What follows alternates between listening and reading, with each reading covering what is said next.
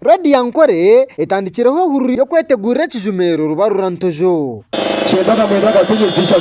Abakozi ba Radio Egi bashagatirwe nkuyanja y'aba boda boda batandikireho hururu yo koreka no kumanyisa abantu bona ekiri kwenda kuba hambaga guiguga eyebiro binabyo kwezo kwa mushanjo umwakogu acayica camate umurintungamo. Aba batandikire no kwetorora rurembo rwa ntungamo bari kumanyise nkunzi n'abahagizi bacenda na mwenda katongeza ishatu Radio Yankore okubakubasa kubona ukonje gwo kutaho mu kijumero hamwe no bwo kuhangurira hebirabo nyamwinji otiremwe musiyasa gwa pichipichi ebirahangugwe ahizoberyo cyose ni nashomerwa bw'izoberi ahabo kujya gutandukora mu ka drive mu town ahabo kijumero cya Radio Yankore ekiruhebiro bina ebyo kwa mushanju 2026 umucishayi cyamaze abahereza ba Radio Egi nibongera kweta abantu bona okwikakijumero rubarurantojo cyamaze uje twashanga yo vibing na bakaroka sita na ba MCs nkaba Emma ba Ibra when mwije nyo kwino vibe za mu calling you come one come all don't miss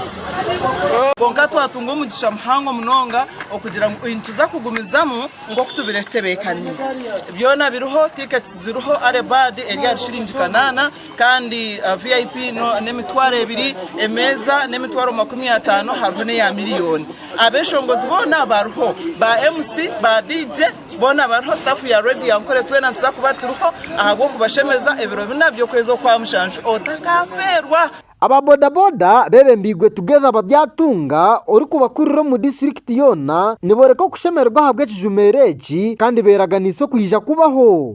onkati twenga aba boda boda bantunga mu district twino kushemerwa kwango munonga reka ngo kijumero cyazagumizamo ebiro binabyo kwa mushanzu twena tsakweshanga kishayi mwene impiga nabandi abantu abakwa batari aha mu town abaryo muri ntunga mu district na naheru umanyangwa kijumero kiriyo nkigumizamo cya Radio Yankore ebiro binabyo kwezi kwa mushanzu twena twesanga mu kisayi cya mate kagira Radio Yankore abo kusemyaka abirnagumu ire katahinga ori mukuru w'abakozi a Radio Egi ari kushaza mwengambe zibire zarabamu ahumuriza abantu bona kwekijumere kini kija kubaho kandi yabashaba no kucejumbiramu into ari umushogo okuhumuriza abanyantungamo enkunza Radio Yankore hamwe n'ebicweka bine byetorere entungamo mwe n'abanya Uganda abari bari kutureba omwazi gwerizo necyabuzima hatwire harimo oburemezi bw'akakoko bundi aka Ebola konka no mubicweka ebindi ebya Kongo hamwe na hamwatano kwa Uganda mwenna gwanyima kutugambira na ministry permanent secretary wa Ministry of Health bichiriza ngo ebicweka bya Uganda had already incubation period yahwireyo mbene tachima akakoko bona aka Ebola mwengu nagwe echo twino mugisha